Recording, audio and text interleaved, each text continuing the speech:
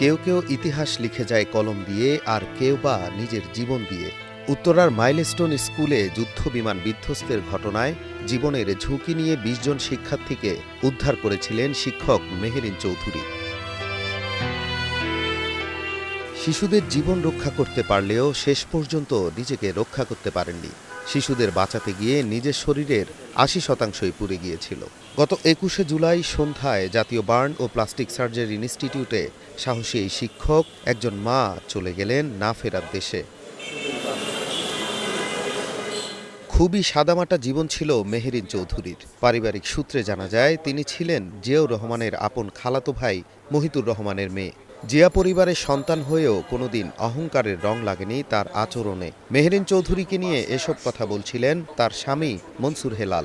মরহুম শহীদ প্রেসিডেন্ট জিয়াউর রহমান আর মাহিরিন চৌধুরীর বাবা আপন খালাতো ভাই, সেই হিসেবে আমাদের জিয়া পরিবারের সাথে সবসময় একটা রক্তের সম্পর্ক।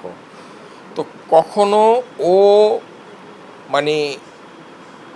আছে না, অনেক লোক যে একটু সম্পর্ক আছে, অনেক নিজেরা বড় করে জাহির করতে চায়, ও কখনোই এই মানসিকতার, ওর ভিতরে কখনোই এই মানসিকতা কাজ করে নাই।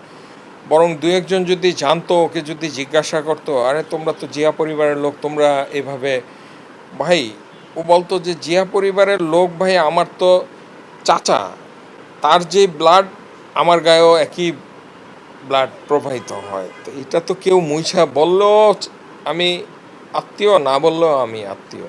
বুধবার দুপুরে উত্তরায় শহীদ মেহেরিন চৌধুরীর বাসায় তার পরিবারের সাথে সাক্ষাৎ করেন বিএনপির সিনিয়র যুগ্ম মহাসচিব রুহুল কবির রিজভী। মেহেরিনের সাহসিকতার প্রশংসা তুলে ধরেন তিনি।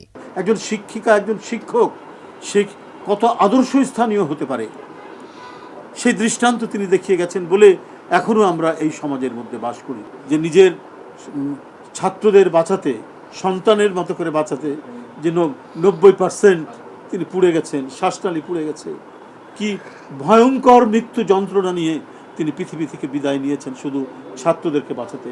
যদি স্বার্থপর হতেন তাহলে তিনি ঘটনার সাথে সাথেই তিনি চলে আসতে পারতেন, ফিরে যেতে পারতেন, কিন্তু ফিরে গিয়ে ওই মাসুম বাচ্চাদেরকে বাঁচাতে তিনি গেছেন। তিনি আজকে নেই, তারপরেও আমি তার বিদেহী আত্মার গভীর শ্রদ্ধা জানাচ্ছি, তাকে আমি সালাম জানাচ্ছি হাজারো বার। শহীদ শিক্ষক মেহেরিন চৌধুরীকে ২২ জুলাই বিকেল ৩:৩০টায় নীলফামারীর জলঢাকা উপজেলার বগুলাগাড়ি গ্রামের পারিবারিক কবরস্থানে দাফন করা হয়। বিমান বাহিনীর পক্ষ থেকে জানানো হয় সম্মাননা।